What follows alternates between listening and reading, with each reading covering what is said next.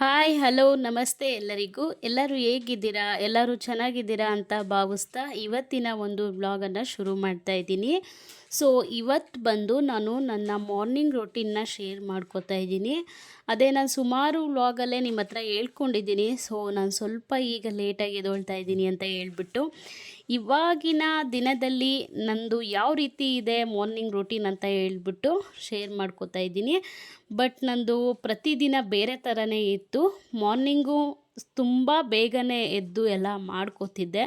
But ಇವಾಗ ಚಳಿ ಇರೋದ್ರಿಂದ ಆಗ್ತಾ ಇಲ್ಲ. ಸೊ ಅದಕ್ಕೆ ಲೇಟಾಗಿ ಎದ್ದೇಳ್ತಾ ಇದ್ದೀನಿ. ಆಲ್ರೆಡಿ ಸುಮಾರು ಒಂದು ವ್ಲಾಗಲ್ಲಿ ಒಂದು 2-3 ವ್ಲಾಗಲ್ಲೇ ಶೇರ್ ಮಾಡ್ಕೊಂಡಿದ್ದೀನಿ ಆಲ್ರೆಡಿ ನಾನು. ಸೊ ಇದರಲ್ಲೂ ಹೇಳ್ಕೊತಾ ಇದ್ದೀನಿ. ಏನಕ್ಕಂದರೆ ಯಾರಾದರೂ ಹೊಸ್ದಾಗಿ ಸಬ್ಸ್ಕ್ರೈಬರ್ಸ್ ಇರ್ತಾರಲ್ವ, ಅವ್ರಿಗೇನೋ ಗೊತ್ತಿರಲ್ವಲ್ಲ, ಅದಕ್ಕೋಸ್ಕರ ಶೇರ್ ಮಾಡ್ಕೋತಾ ಇದ್ದೀನಿ ಅಷ್ಟೇ. ಇನ್ನು ಬೆಳಿಗ್ಗೆ ಎದ್ದು ಫಸ್ಟು ಟಿಫನ್ ಪ್ರಿಪೇರ್ ಮಾಡಿಬಿಡ್ತೀನಿ.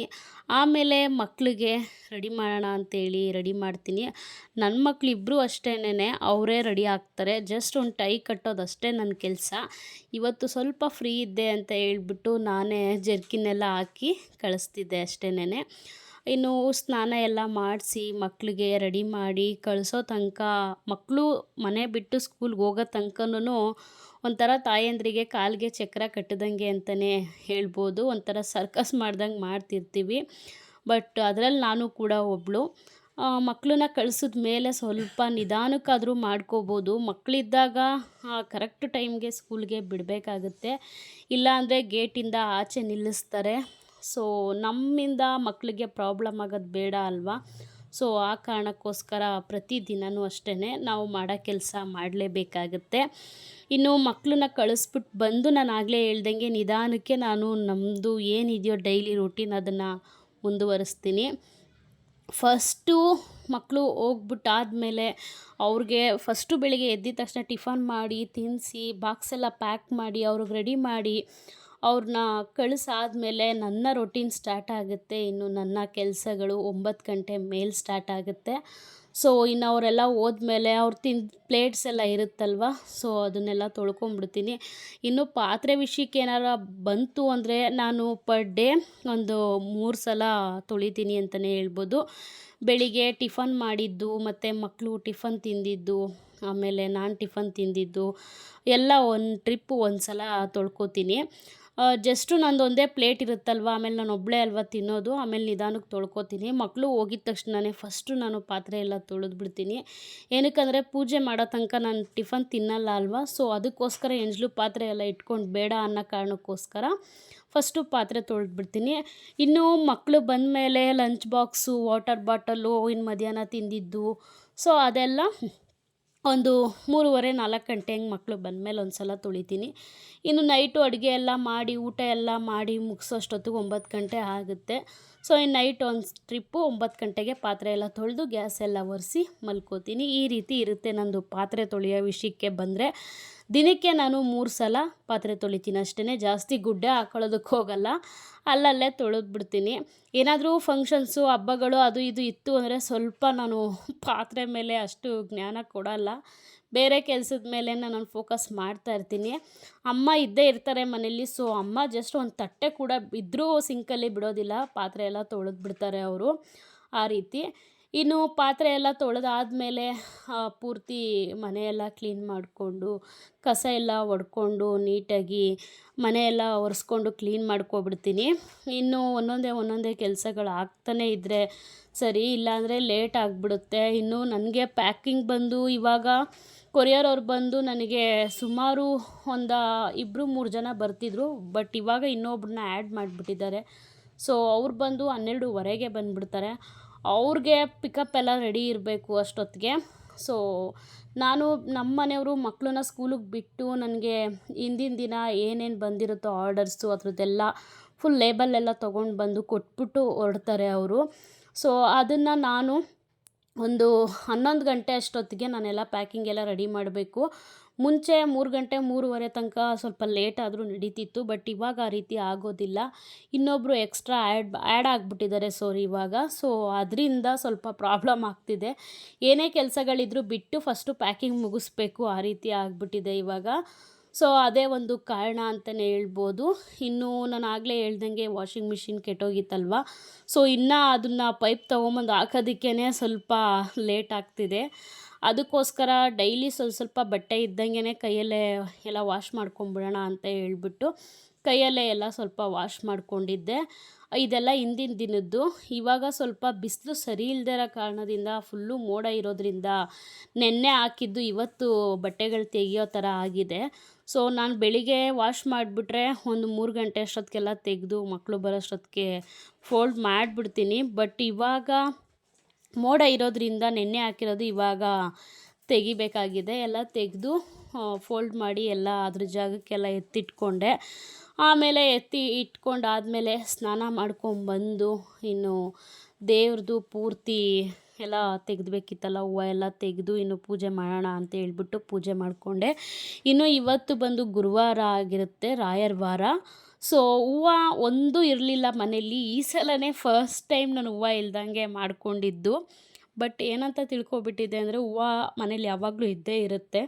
ಇದೇ ಅನ್ನೋ ಮೈಂಡ್ ಸೆಟ್ಟಲ್ಲೇ ನಾನು ಸುಮ್ಮನಾಗ್ಬಿಟ್ಟಿದ್ದೀನಿ. ಇಲ್ಲ ಅಂದಿದ್ರೆ ನಮ್ಮ ಯಜಮಾನ್ರು ಮಕ್ಳನ್ನ ಬಿಟ್ಟು ಒಂದು ಟ್ರಿಪ್ ಮನೆಗೆ ಬಂದೇ ಬರ್ತಾರೆ. ಸೊ ಆವಾಗ ಏನಾದರೂ ಕೇಳಿದ್ರೆ ತಂದುಕೊಟ್ಬಿಟ್ಟು ಹೋಗ್ತಾರೆ ನನಗೆ. ಏನಕ್ಕಂದರೆ ಸುಮಾರು ಸಲ ನಾನು ಕೆಳಗಡೆ ಮೇಲೆ ಇಳಿದು ಹೊತ್ತು ಮಾಡ್ತಾ ಇರ್ತೀನಲ್ವ, ಎಷ್ಟು ಸಲ ಇಳಿದು ಹೊತ್ತು ಮಾಡ್ತೀಯಾ, ನಾನೇ ತಂದುಕೊಡ್ತೀನಿ ಅಂತ ಹೇಳ್ಬಿಟ್ಟು ಪಾಪ ಒಂದೇ ಸಲ ಎಲ್ಲ ತಂದುಕೊಟ್ಬಿಟ್ಟು ಹೊರಡ್ತಾರೆ ಅವರು. ಬಟ್ ನೋಡಿದ್ರೆ ನಾನು ಮರ್ತ್ಬಿಟ್ಟಿದ್ದೀನಿ, ಹೂವು ಇದೆ ಅಂತ ತಿಳ್ಕೊಂಡಿದ್ದೀನಿ, ಬಟ್ ಹೂವನೇ ಇರಲಿಲ್ಲ.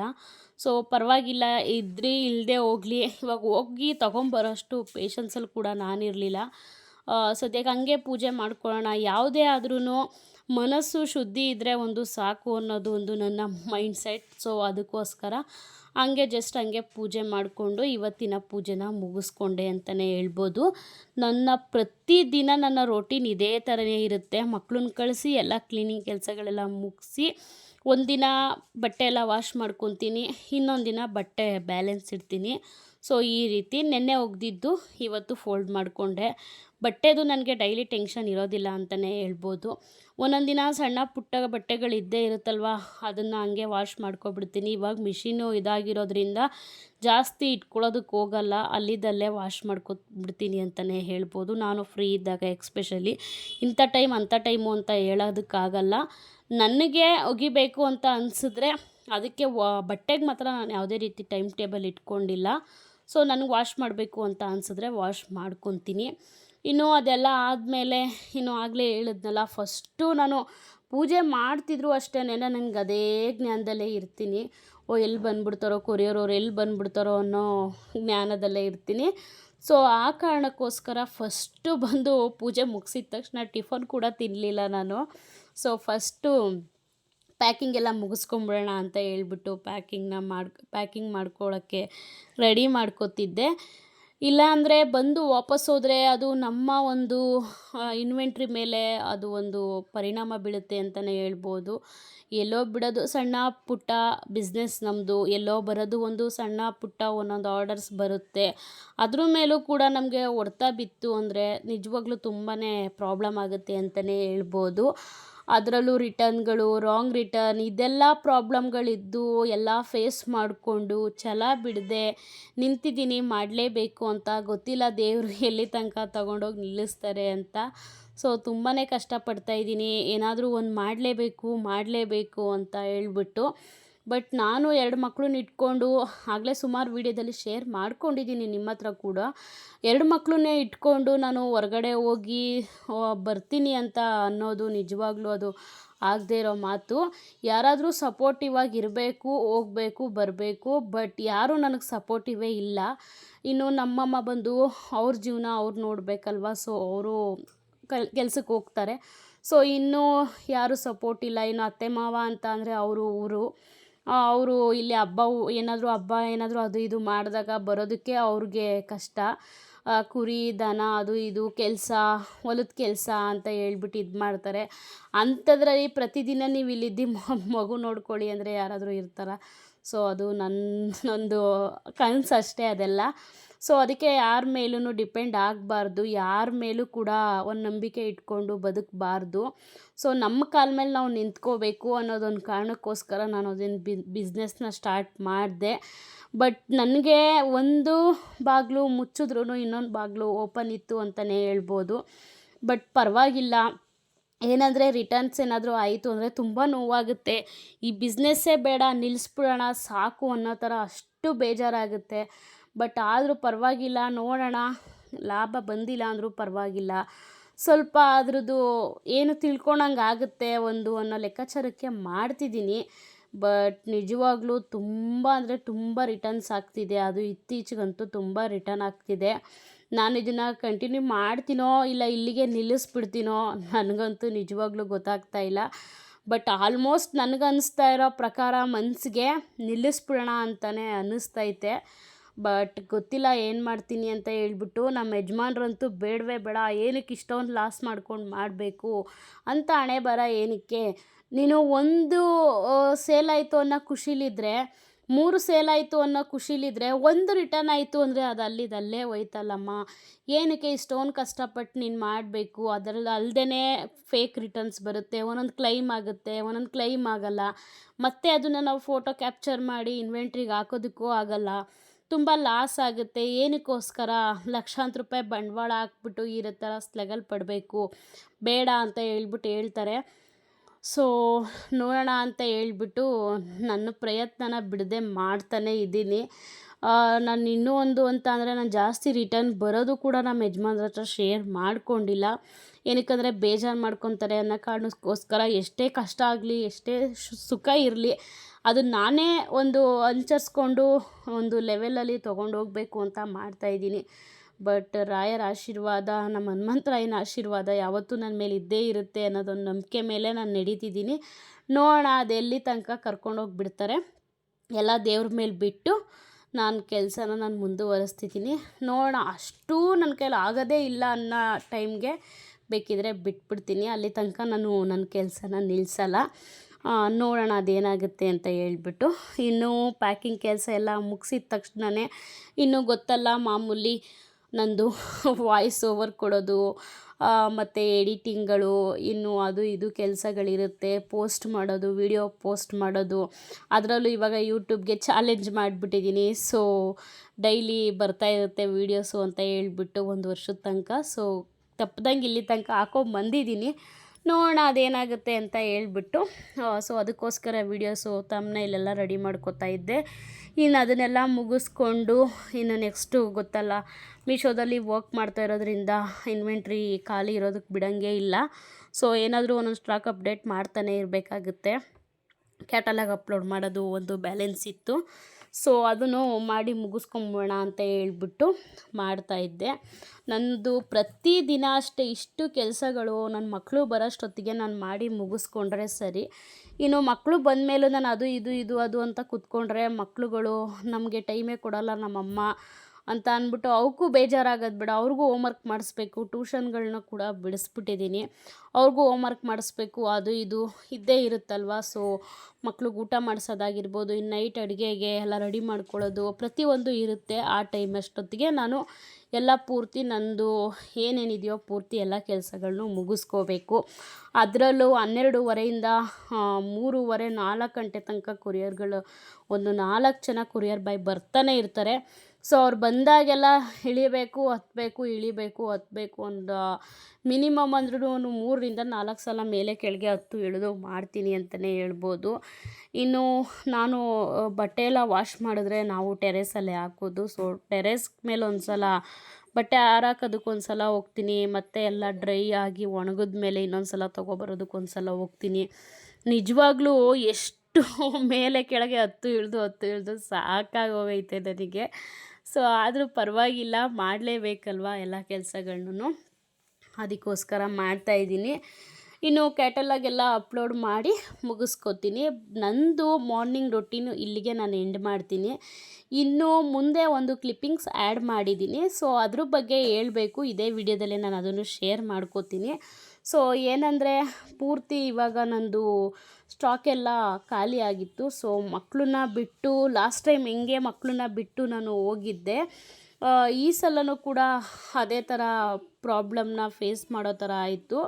ನಾವು ಇನ್ವೆಂಟ್ರಿಲಿ ಎಷ್ಟು ಸ್ಟಾಕ್ ಇಟ್ಟಿರ್ತೀವೋ ಅಷ್ಟು ನಮಗೆ ಆರ್ಡರ್ಸ್ ಬರುತ್ತೆ. ಸೊ ನಾವು ಸ್ಟಾಕ್ ಇಟ್ಟಿಲ್ಲದೆ ಆರ್ಡರ್ಸ್ನ ನಾವು ಎಕ್ಸ್ಪೆಕ್ಟ್ ಮಾಡೋಕ್ಕೆ ಹೋದರೆ ನಿಜವಾಗ್ಲೂ ಝೀರೋ ಆರ್ಡರ್ಸ್ ಅಂತಲೇ ಹೇಳ್ಬೋದು. ಸೊ ಆ ಕಾರಣಕ್ಕೋಸ್ಕರ ಫುಲ್ಲು ನನಗೆ ಆರ್ಡರ್ಸ್ ಬರ್ತಾನೆ ಇದೆ. ಬಟ್ ನನ್ನ ಹತ್ರ ಸ್ಟಾಕ್ ಇರಬೇಕು, ಇದ್ದರೆ ತಾನೇ ನನಗೆ ಅಕ್ಸೆಪ್ಟ್ ಮಾಡ್ಕೊಳ್ಳೋದಕ್ಕಾಗೋದು. ಸೊ ಅಕ್ಸೆಪ್ಟ್ ಮಾಡಿಲ್ಲ ಅಂದರೂ ನಮ್ಮ ಒಂದು ಸ್ಟೋರ್ದು ವಿಸಿಬಿಲಿಟಿ ಕಡಿಮೆ ಆಗುತ್ತೆ. ಅದೇನೋ ಒಂದು ಪ್ರಾಬ್ಲಮ್ ಆಗದಂಗೆ ನೀಟಾಗಿ ನೋಡ್ಕೋಬೇಕು ಅಂದೆ. ಎಲ್ಲದಕ್ಕಿಂತ ಇಂಪಾರ್ಟೆಂಟು ಸ್ಟಾಕ್ ನೀಟಾಗಿರಬೇಕು, ಚೆನ್ನಾಗಿರಬೇಕು, ಕ್ವಾಂಟಿಟಿ ಜಾಸ್ತಿ ಇರಬೇಕು. ಇದೇ ಫಸ್ಟು ಇಂಪಾರ್ಟೆಂಟ್ ಅಂತ ಹೇಳೋದಕ್ಕಾಗುತ್ತೆ. ಮತ್ತು ಇನ್ನೊಂದು ಏನಂದರೆ ಏನು ಮಾಡೋದು, ಆಗಲೇ 5 ಗಂಟೆ ಆಗೇ ಹೋಯ್ತು, ಏನು ಮಾಡಲಿ ಅಂತ ಯೋಚನೆ ಮಾಡ್ತಾಯಿದ್ದೆ. ಸೊ ಅಷ್ಟೊತ್ತಿಗೆ ನಮ್ಮಮ್ಮ ಬಂತು. ಸೊ ಅಮ್ಮ ಬಂದ ಮೇಲೆ ಅಮ್ಮನ ಹತ್ರ ನನ್ನ ಮಗಳನ್ನ ಬಿಟ್ಟು ಒಂದು 1 ಅವರ್ 1.5 ಅವರ್ ಬೇಗ ಬಂದ್ಬಿಡ್ತೀವಿ ಅಂತ ಹೇಳ್ಬಿಟ್ಟು, ಅಷ್ಟು ಕತ್ಲೆ ಒಳಗೆ ನಾವು ಅಮ್ಮ ಬಂದಮೇಲೆ ಅಮ್ಮನಿಗೆ ಹೇಳಿ ಅಮ್ಮನ ಹತ್ರ ರಿಕ್ವೆಸ್ಟ್ ಮಾಡಿಕೊಂಡು, ಇಲ್ಲ ನಾನು ಹೋಗಬೇಕು ಕೆಲಸಗಳೈತೆ, ಅದೇನೋ ಸಾಂಬಾರು ಏನೋ ಕೊಡೋಕ್ಕೆ ಬಂದಿದ್ದರು ಅಮ್ಮ ನನಗೆ. ಸೊ ಹಂಗೆ ಬಂದಿದ್ದವ್ರನ್ನ ಉಳಿಸ್ಕೊಬಿಟ್ಟೆ. ಇರಮ್ಮ ಪ್ಲೀಸ್ ಇರು, ನಾನು ಒಬ್ಬಳೇ ಹೋಗಲ್ಲ, ಅವನು ಕರ್ಕೊಂಡು ಹೋಗ್ತೀನಿ, ನೀವು ಈಗ ಒಬ್ಬಳೇ ಅಂತ ಅಂದಿದ್ರೆ ಏನೋ ಇಬ್ಬರು ಇರ್ತಾರೆ ಅಂದಿದ್ರೆ ಬಿಡು ಅಂತ ಹೇಳ್ಬೋದಾಗಿತ್ತು. ಲಾಸ್ಟ್ ಟೈಮ್ ಬಿಟ್ಟು ಹೋಗ್ಬೋದಿತ್ತು. ಬಟ್ ಒಬ್ರನ್ನ ಮಾತು ಕರ್ಕೊಂಡು ಹೋಗ್ತೀನಿ, ಇನ್ನೊಬ್ರನ್ನ ಬಿಟ್ಟು ಹೋಗ್ತೀನಿ ಅಂದರೆ ನಿಜವಾಗ್ಲೂ ಇರೋದಿಲ್ಲ ಮಗು ಅದು. ಸೊ ಅದು ಕಾರಣಕ್ಕೋಸ್ಕರ ನಾನು ಹೊರಡಬೇಕು ಅಂತ ಹೇಳ್ಬಿಟ್ಟು ಅಮ್ಮನ ರಿಕ್ವೆಸ್ಟ್ ಮಾಡಿಕೊಂಡು ನನ್ನ ಮಗನ್ನ ಕರ್ಕೊಂಡು ಹೋಗಿದ್ದಾಯಿತು. ಇನ್ನು ನಾವು ಹೊರಡಿದ ಟೈಮಿಂಗ್ಸ್ ನೋಡ್ಕೊಳ್ಳೋದಾದರೆ ಒಂದು 5:45 6 ಗಂಟೆ ಹತ್ತತ್ರ ಹಾಗೇ ಹೋಗಿತ್ತು. ಇನ್ನು ಆ ಕಡೆಯಿಂದ ನಾವು ಬಂದಿದ್ದು ಸುಮಾರು 9 ಗಂಟೆ ಆಗೇ ಹೋಯಿತು. 1 ಅವರ್ 1.5 ಅವರಷ್ಟಲ್ಲಿ ಬರ್ತೀನಿ ಅಂತ ಹೇಳ್ಬಿಟ್ಟು ಇಷ್ಟೋ ತನಕ ಮಾಡ್ದಲ್ಲ ಅಂತ ಅಮ್ಮ ಹಂಗೂ ರೇಗಿಸ್ತಾಯಿದ್ರು. ಪರವಾಗಿಲ್ಲ ಅಂತ ಹೇಳ್ಬಿಟ್ಟು ನಾನು ಸುಮ್ಮನೆ ಆದೆ. ಆಮೇಲೆ ಯಾವ್ಯಾವ ಸ್ಟಾಕು ಖಾಲಿಯಾಗಿತ್ತೋ ಅದನ್ನೆಲ್ಲ ತೊಗೊಂಡು ನಾವು ವಾಪಸ್ಸು ಬಂದಿದ್ದಾಯಿತು. ಹಂಗೆ ಅಲ್ಲಿಂದ ಬರಬೇಕಿದ್ರೆ ಅಲ್ಲಿ ದೇವ್ರ ಪ್ರಸಾದ ಕೊಡ್ತಾಯಿದ್ರು. ಸೊ ಈಸ್ಕೊಂಡು ಬಂದ್ವಿ, ತಿಂದ್ಬಿಟ್ಟು ಆಮೇಲೆ ನೆಕ್ಸ್ಟು ಸ್ಟಾಕೆಲ್ಲ ಓಪನ್ ಮಾಡಿದೆ. ಮತ್ತು ಇನ್ನೊಂದು ಹೇಳಬೇಕು, ಇವತ್ತಿನ ದಿನ ಬಂದು ಮಂಗಳವಾರ ಆಗಿರುತ್ತೆ. ಸೊ ಸಂಕಷ್ಟಹರ ಚತುರ್ಥಿ ಇದೆ. ಸೊ ಅದ್ರದ್ದು ಪ್ರಸಾದ ಕೊಡ್ತಿದ್ರು. ನಾನು ಆಗಲೇ ಹೋಗ್ತಾ ಲಾಸ್ಟ್ ಹಿಂದೆಲಿ ಒಂದು ಮಾತು ಹೇಳ್ಬಿಟ್ಟಿದ್ದೀನಿ. ಇವತ್ತು ಗುರುವಾರ ಪೂಜೆ ಮಾಡಬೇಕಿದ್ರೆ ರಾಯರ ವಾರ ಅಂತ ಹೇಳ್ಬಿಟ್ಟಿದ್ದೀನಿ. ಸೊ ರಾಯರ ವಾರ ಅಲ್ಲ, ನನಗೆ ಮಂಗಳವಾರ ನಾನು ಹೊನ್ನಗನಹಟ್ಟಿಗೆ ಹೋಗ್ತಿರೋದಕ್ಕೆ ಏನೊಂದು ಪ್ರಾಬ್ಲಮ್ ಆಗ್ಬಿಟ್ಟಿದೆ ಅಂದರೆ ಮಂಗಳವಾರನೂ ಕೂಡ ನನಗೆ ಗುರುವಾರ ಆಗಿಬಿಟ್ಟಿದೆ. ಸೊ ಆ ಕಾರಣಕ್ಕೋಸ್ಕರ ಗುರುವಾರ ಅಂತ ಹೇಳ್ಬಿಟ್ಟಿದ್ದೀನಿ. ಸೊ ಅದಕ್ಕೆ ಸಾರಿ ಕೇಳ್ತೀನಿ ನಿಮ್ಮ ಹತ್ರ. ಮತ್ತು ಲಾಸ್ಟ್ ಬ್ಲಾಗಲ್ಲಿ ನಾನು ಇನ್ನೊಂದು ಹೇಳಿದೆ, ನಮ್ಮದು ಹೆಣ್ದೇವ್ರದ್ದು ಒಂದೊಂದು ಕ್ಲಿಪ್ಪಿಂಗ್ಸ್ ಹಾಕ್ತೀನಿ, ವಿಡಿಯೋ ಕ್ಲಿಪ್ಪಿಂಗ್ಸ್ ಅಂತ ಹೇಳ್ಬಿಟ್ಟು. ನಾನು ಹಾಕೋದಕ್ಕೆ ಆಗಿರಲಿಲ್ಲ. ಈ ವಿಡಿಯೋದಲ್ಲಿ ಹಾಕಿದ್ದೀನಿ. ನಮ್ಮ ಮನೆ ದೇವರು ಇದೇನೆ, ಹೆಣ್ದೇವರು. ಇದು ಜಾತ್ರೆಯಲ್ಲಿ ಅಲ್ಲಿ ಮಾಡಿರೋದಿದು. ಸೊ ನಿಮಗೇನಾದರೂ ಈ ವಿಡಿಯೋ ಏನಾದರೂ ಇಷ್ಟ ಆಯಿತು ಅಂದರೆ ಒಂದು ಲೈಕ್ ಕೊಡಿ. ಕಮೆಂಟ್ ಬಾಕ್ಸಲ್ಲಿ ನಿಮ್ಗೆ ಏನೇ ಒಂದು ಅಭಿಪ್ರಾಯ ಇದ್ದರೂ ತಿಳಿಸಿ ಅಂತ ಹೇಳ್ತಾ, ನನ್ನ ವೀಡಿಯೋನ ಯಾರಾದರೂ ಹೊಸ್ದಾಗಿ ನೋಡ್ತಿದ್ರೆ ಸಬ್ಸ್ಕ್ರೈಬ್ ಮಾಡ್ಕೊಂಡು ನೋಡಿ. ಈ ವಿಡಿಯೋನ ನಾನು ಇಲ್ಲಿಗೆ ಎಂಡ್ ಮಾಡ್ತಾಯಿದ್ದೀನಿ. ಮತ್ತೆ ನಾಳೆ ವೀಡಿಯೋದಲ್ಲಿ ಭೇಟಿ ಆಗೋಣ. Thank you for watching. Bye.